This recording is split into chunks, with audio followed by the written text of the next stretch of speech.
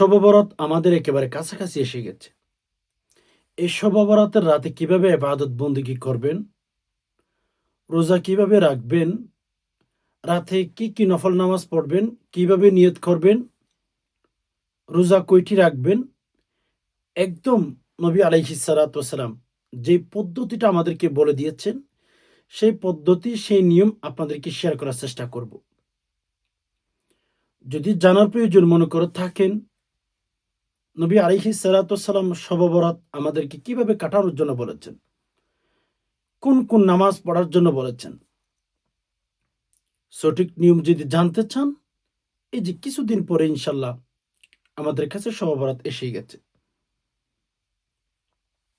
সুন্নত নিয়মে রাসূলুল্লাহ সাল্লাল্লাহু আলাইহি সাল্লামের শিখানো পদ্ধতিতে সাহাবে একরাম যেভাবে শবে বরাতের রাত কাটিয়েছেন সেভাবে যদি কাটাইতে চান, তাহলে আপনাকে বলবো ভিডিওটি দেখার চেষ্টা করবেন। আর হ্যাঁ, এখনো পর্যন্ত যে সমস্ত ভাই বোন লাইক করেন নাই, অবশ্যই একটি লাইক করে ফেলুন। চ্যানেলটি সাবস্ক্রাইব করে অল নোটিফিকেশন অন করে ফেলুন। সম্মানিত দিনী ভাই বোন, শবে বরাত এটা কোরআনুল কারীমের কোনো শব্দ না। লাইলাতুন নিসফি মিন শাবান এটা হাদিসের শব্দ। এই রাতে অসংখ্য অগণিত ইমানদার নারী পুরুষকে রব্বুল আলামিন মাফ করে দিয়ে থাকেন কিছু বান্দাবান্দীদেরকে বাদ দিয়ে। আচ্ছা, কিছু বান্দাবান্দীদেরকে বাদ দিয়ে রব্বুল আলামিন অসংখ্য অগণিত নারী পুরুষকে মাফ করে দিয়ে থাকেন। তাহলে বোঝা যায় শবে বরাত অত্যন্ত গুরুত্বপূর্ণ একটি মাস। শবে বরাত অত্যন্ত গুরুত্বপূর্ণ একটা রাত। যেই মাসের নাম শাবান মাস। এই মাসের মধ্যেই যে রাতটা রয়েছে শবে বরাত, সেই রাতটি অনেক গুরুত্বপূর্ণ রাত। শাবান মাসের শবে বরাত। আচ্ছা, যেহেতু এই রাতে অসংখ্য গণিত ইমানদার নারী পুরুষকে রব্বুল আলামিন মাফ করে দিবেন, ক্ষমা করে দিবেন, তাহলে আমাদের উচিত সেই রাতে ইবাদত বন্দেগী করা, মাফ চাওয়া। বলে কেন? এই রাতে যদি আমরা মাফ করে নিতে না পারি, আমাদের জীবন নষ্ট হয়ে যেতে পারে। আল্লাহ সুবহানাহু ওয়া তাআলা আমাদেরকে কিয়ামতের ময়দানে ধরতে পারে যে, বান্দা তোর তো শবে বরাত দিয়েছিলাম, তোর তো শবে কদর দিয়েছিলাম, ইবাদত বন্দেগী করে আমার কাছে ক্ষমা চাইলে তো তোর ক্ষমা করে দিতাম, এরপরই তুই গুনাহগুলো ক্ষমা করতে পারলি না। এই কথাগুলো হয়তো আল্লাহ তাআলা আমাদেরকে বলতে পারে। তো যাই হোক, শবে বরাত উদযাপন করবেন, এটা দিয়েছেন কে? আল্লাহ তাআলা দিয়েছেন শবে বরাত। আমরা মুসলমান যারা রয়েছি, ইসলাম ধর্মের ভেতরে সবকিছু আল্লাহ তাআলা দিয়েছেন, সবকিছু দিয়েছেন। আমাদের ইয়াং পিপল, যুব সমাজ যারা রয়েছে, বিশেষ করে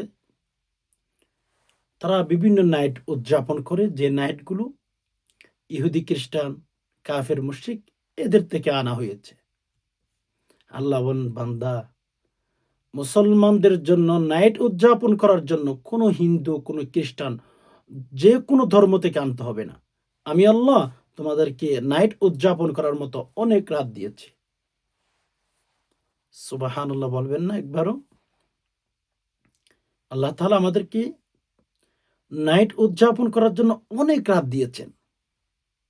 আমরা চাইলে সে রাতগুলোতে ইবাদত বন্দেগী করে নাইট উদযাপন করতে পারি। ৩৬৫ রাত। ওয়ামিনাল লাইলি ফাতাহাজ্জাদ। রাতের কিছু কিছু অংশ যদি চান, তাহলে শেষ ভাগে উঠে ওয়ামিনাল লাইলি ফাতাহাজ্জাদ বিহি, তাহাজ্জুদে দাঁড়িয়ে যান, রাত উদযাপন করেন, নাইট উদযাপন করেন। আল্লাহ তাআলা আমাদের ধর্মটা এমনভাবে আমাদেরকে দিয়েছেন, সুবহানাল্লাহ, কোনো মানুষের কাছ থেকে আমাদের জন্য নাইট উদযাপন করার জন্য ধার নিয়ে আসতে হবে না। আল্লাহ আমাদেরকে সব দিয়েছেন।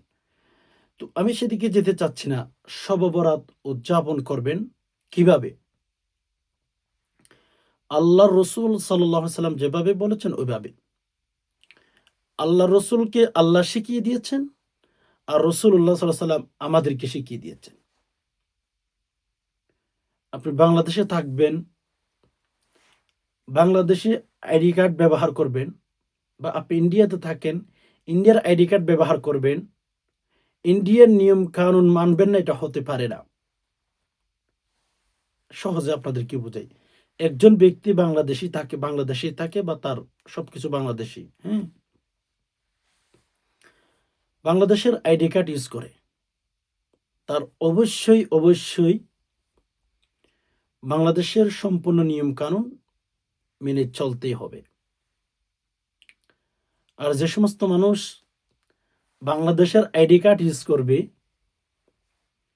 সে ব্যক্তি বাংলাদেশের নিয়ম কানুন মেনটেন করবে না, ফলো করবে না, মেনে চলবে না, তাকে জেলে ভরিয়ে দিবে, রাইট? আপনি ইন্ডিয়াতে থাকেন, পাকিস্তানে থাকেন, বাংলাদেশে থাকেন, যে দেশে থাকেন না কেন, যেই দেশের যেই দেশের আইডি কার্ড ইউজ করবেন আপনি, ওই দেশের নিয়ম কানুন অবশ্যই আপনার ম্যানেজ করতে হবে, ফলো করতে হবে, মেনে চলতে হবে। না হয় সেই দেশেরই সরকার, পুলিশ আপনাকে ধরে জেলে ঢুকিয়ে দিবে। তেমনিভাবে ভাই, শবে বরাত এটি আল্লাহ তাআলার তরফ থেকে আমাদেরকে দিয়েছেন। আল্লাহ পাক রব্বুল আলামিন যেভাবে পালন করার জন্য বলেছেন, ওইভাবে পালন করতে হবে। যদি ওইভাবে পালন না করেন, সেটা শরীয়তের ভাষায় বেদাত হয়ে যাবে। আর যদি বেদাত করে ফেলেন, তাহলে জাহান্নামে যেতে হবে। রাসূলুল্লাহ সাল্লাল্লাহু আলাইহি ওয়াসাল্লাম বলেছেন, কুল্লু বিদআতিন দালালা ওয়া কুল্লু দালালাতিন ফিন্নার। সকল বেদাত গুমরাহি, আর প্রত্যেক গুমরাহি মানুষকে জাহান্নামের দিকে নিয়ে যায়, নাউজুবিল্লাহ। তো যাই হোক, সম্মানিত দিনী ভাই বোন, বুঝতেই পেরেছি আমাদের নিয়ম কানুন ফলো করতে হবে। আপনি হজ করতে যাবেন, নবী আলাইহিস সালাতু ওয়াস সালাম যেভাবে হজ করেছেন ওভাবে করতে হবে।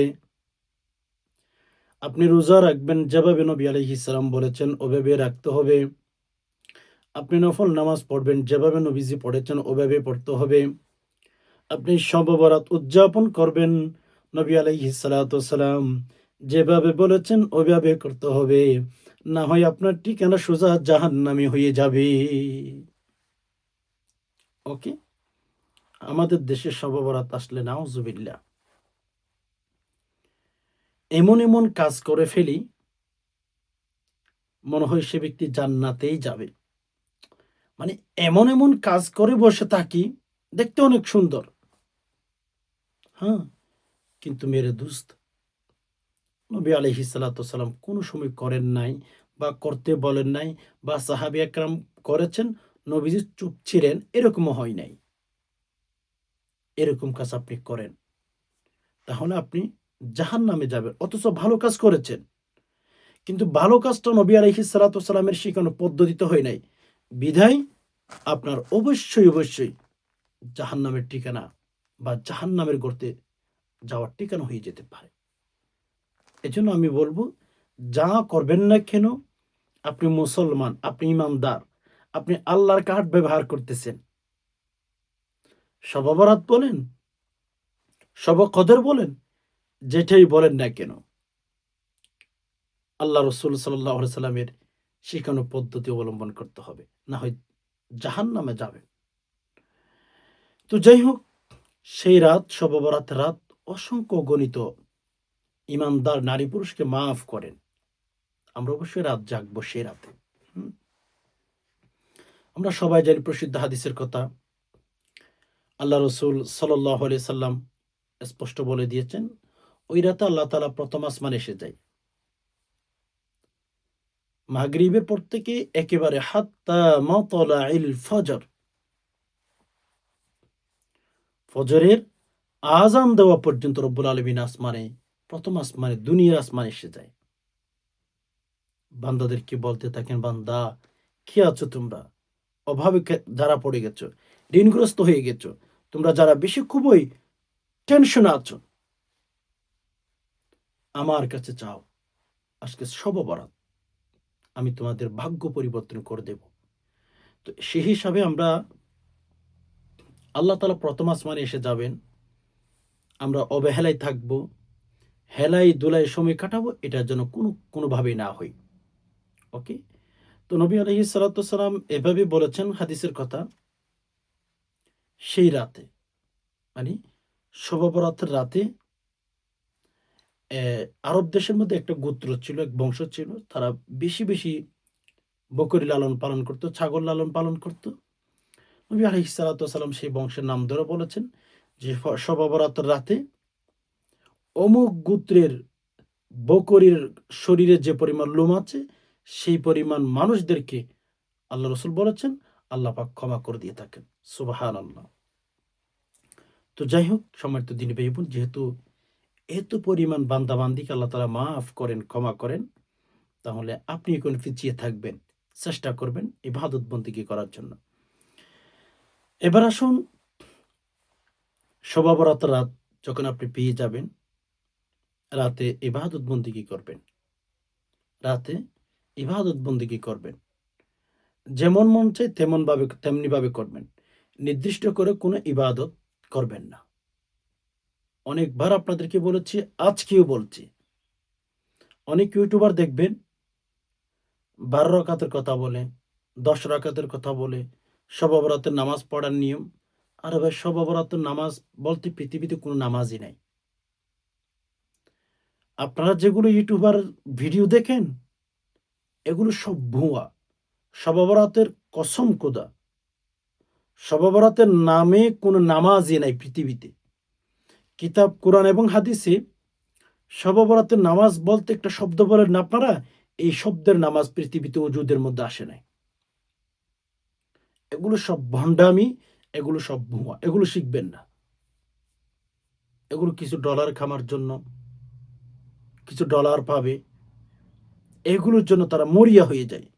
কোনটা সঠিক, কোনটা বেদাত, এগুলো মানুষকে নির্ণয় করে প্রচার করে না। শবে বরাতের রাতে শবে বরাতের নামে কোনো নামাজই নাই। তবে হ্যাঁ, সেই রাতে অন্যান্য দিন যেভাবে নফল নামাজ পড়েন, সেভাবে নফল নামাজ পড়বেন। শবে বরাতের নামাজ ১২ রাকাত পড়তে হবে, ২০ রাকাত পড়তে হবে, এই সূরা দিয়ে পড়তে হবে, ওই সূরা দিয়ে পড়তে হবে, ওইরকম কিচ্ছু নাই। এগুলো সম্পূর্ণ ভুয়া কথা। তো কিভাবে নামাজ পড়বেন? ধরুন আপনি শবে বরাতের রাত উদযাপন করতেছেন, হ্যাঁ? ২ রাকাত করে ১০ রাকাত পড়তে পারেন। আপনি অসুস্থ মানুষ, ২ রাকাত পড়তে পারেন। আপনি আরেকটু পারেন তাহলে ৪ রাকাত পড়েন। আরেকটু পারেন তাহলে আপনি ৬ রাকাত পড়েন। আপনার শরীরে যতটুকু কুলায় সেই পরিমাণ আপনি পড়তে পারেন। এখন যদি আমি আপনাকে বলি ২০ রাকাত পড়তে হবে, আপনি অথচ অসুস্থ মানুষ, তাহলে আপনার উপর সেটা জুলুম হয়ে যাবে। নফল নামাজ কোনো ব্যক্তির উপর চাপিয়ে দেওয়া যায় না। পড়লে নেকি, পড়লে আল্লাহ পাক রব্বুল আলামিন খুশি হবে, না পড়লে গুনাহ হবে না। এটার নামই নফল নামাজ। আচ্ছা, নিয়ত কিভাবে করবেন? যে আমি ২ রাকাত নফল নামাজের নিয়ত করলাম আল্লাহু আকবার বলে, সুবহানাকা আল্লাহুম্মা, এভাবে অন্যান্য দিন যেভাবে নফল নামাজ পড়েন সেভাবে নফল নামাজ পড়বেন। কোন সূরা পড়বেন? যেই সূরা আপনি পারেন সেই সূরাগুলো পড়বেন। তবে যদি পারেন লম্বা সূরা পড়লে সবচেয়ে ভালো হয়। যেহেতু সেই রাত অত্যন্ত গুরুত্বপূর্ণ একটি রাত। ওই রাতে অসংখ্য অগণিত বান্দাদেরকে আল্লাহ তাআলা যেহেতু ক্ষমা করেন, দেন আপনি একটু লম্বা সূরা দিয়ে নামাজ পড়ার চেষ্টা করবেন। আচ্ছা, সম্মানিত দ্বীনি ভাই বোন, এবার আসুন এই যে রোজা সম্পর্কে। শবে বরাতের রাতে ইবাদত বন্দেগী করবেন। আমাদের সমাজে যেটা দেখা যায় সেটা হচ্ছে রাতে ইবাদত বন্দেগী করে সাহারি খেয়ে এরপর দিন রোজা রাখে। আমি বলব আপনাদেরকে, এই যে আগামী ফেব্রুয়ারি মাস, হয়তো কালকে থেকে ১ তারিখ হতে পারে, ২ তারিখ হতে পারে। আপনারা, আমি যে নিয়মটা বলে দেব এই নিয়মটার উপর আমল করার চেষ্টা করবেন। সঠিক নিয়ম আরকি। যেমন ৩ ফেব্রুয়ারি, হ্যাঁ? এই ৩ ফেব্রুয়ারি মঙ্গলবার। যেই রাতটা মঙ্গলবার শেষে যে রাতটা আসবে, সেই রাত হচ্ছে শবে বরাতের রাত। তো আপনারা কি করবেন? রাসূলুল্লাহ সাল্লাল্লাহু আলাইহি ওয়াসাল্লামের সহিহ হাদিস, আইয়ামে বীজ রোজা রাখবেন। এই যে সোমবারে, হ্যাঁ? সোমবার দিন গিয়ে আপনার যে রাতটা আসবে ওই রাতে সাহারি খাবেন। সাহারি খেয়ে মঙ্গলবার একটা রোজা,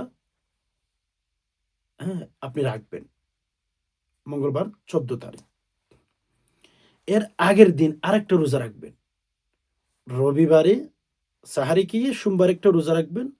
সোমবার সাহারি খেয়ে মঙ্গলবার একটা রাখবেন। আবার মঙ্গলবার শবে বরাতের রাতে এই দিনে আপনি সাহারি খেয়ে এরপর দিন আরেকটি রোজা রাখবেন। ১৩, ১৪, ১৫ তারিখ আইয়ামে বীজের রোজা। তাহলে দেখা যাচ্ছে আপনি সহিহ হাদিসের উপর আমল হয়ে গেছে আপনার। ওকে? ২ তারিখ একটা রোজা রাখবেন। ৩ তারিখ, ৪ তারিখ। এভাবে যদি আপনি নিয়ম ফলো করে রোজা রাখেন, তো আইয়ামে বীজের রোজাও আদায় হয়ে গেল, আর সহিহ হাদিসের উপর আমল হয়ে গেল। কিভাবে রোজা রাখবেন? রোজার নিয়ত কিভাবে করবেন? যে আল্লাহ, আমি যখন সাহারি খাবেন, আল্লাহ আমি আগামীকাল নফল রোজার নিয়ত করলাম। আল্লাহ আমি সেই নিয়তে সাহারি খাচ্ছি, আলহামদুলিল্লাহ। এভাবে আপনি নিয়ত করবেন। অথবা নিয়ত মুখে না করলেও এতটুকু মনে, মনে আনবেন যে আল্লাহ আমি সাহারি খাচ্ছি আগামীকাল, নফল রোজা রাখবো।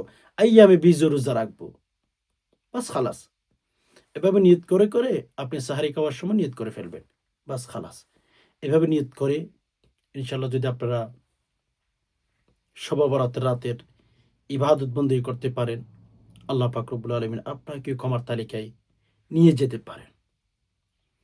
অসংখ্য অগণিত বান্দাদেরকে যেহেতু আল্লাহ তাআলা ক্ষমা করে দিবেন, আপনি চেষ্টা করবেন যে আল্লাহ আমাকেও যাদেরকে ক্ষমা করে দিবেন, আল্লাহ তাদের ভেতরে আমাকেও নিয়ে যান। চাইলে কোনো সমস্যা নাই। আপনিও গুনাহ করেছেন, আমিও গুনাহ করেছি, পৃথিবীর প্রত্যেকটা মানুষ গুনাহ করেছেন। তো যারা গুনাহ করেছেন আমি আপনাদেরকে বলব, নবী আলাইহিস সালাতু ওয়াস সালামের কথা অনুযায়ী কুল্লু বানি আদম খাত্তাউন। প্রত্যেক মানুষ গুনাহগার। প্রত্যেক মানুষ। তাহলে আমরা যেহেতু সবাই গুনাহগার, আমরা সে রাত ইনশাআল্লাহ জাগ্রত থেকে ইবাদত বন্দেগী করতে পারি। আল্লাহর কাছে মাফ চাইতে পারি। আল্লাহর কাছে ক্ষমা চাইতে পারি। আল্লাহ আমাদেরকে ক্ষমা করে দিবেন ইনশাআল্লাহ। তো এভাবে আপনারা শবে বরাতের রাতটা কাটানোর চেষ্টা করবেন। অনেকেই অনেক ধরনের ভিডিও আপলোড করেছে, সেগুলো বাদ দেন। শবে বরাতের রাতে নির্দিষ্ট করে কোনো ইবাদতের কথা নাই। কিছুক্ষণ কোরআন তেলাওয়াত, কিছুক্ষণ দুরূদ শরীফ, কিছুক্ষণ নামাজ, কিছুক্ষণ দুরূদ শরীফ, কিছুক্ষণ ইস্তেগফার, কিছুক্ষণ তাসবিহ, কিছুক্ষণ এভাবে কাটাইতে পারেন। আশা করি বিষয়টি বুঝতে পেরেছেন। আল্লাহ সুবহানাহু ওয়া তাআলার কাছে দোয়া করি আল্লাহ আপনি আমাদের সবাইকে আল্লাহ শবে বরাতের উসিলায় আমাদের জীবনের যৌবনের সকল গুনাহগুলো মাফ করে দিন। আল্লাহ আপনি আমাদেরকে নিষ্পাপ শিশুর মতো করে ফেলুন। ইয়া আল্লাহ, আমাদের মনের আশাগুলো পূরণ করে দিন। আল্লাহ শবে বরাতের রাতে যে সমস্ত বান্দাদেরকে আপনি ক্ষমা করে দিবেন, তাদের তালিকায় আপনি আমাদেরকে নিয়ে যান। আজকে এই পর্যন্ত, দেখা হবে অন্য কোনো ইসলামিক ভিডিওতে। ততক্ষণ পর্যন্ত আল্লাহ সুবহানাহু ওয়া তাআলা আমাদের সবাইকে ভালো রাখুক, সুস্থ রাখুক। আমিন। আসসালামু আলাইকুম ওয়া রাহমাতুল্লাহি ওয়া বারাকাতুহু।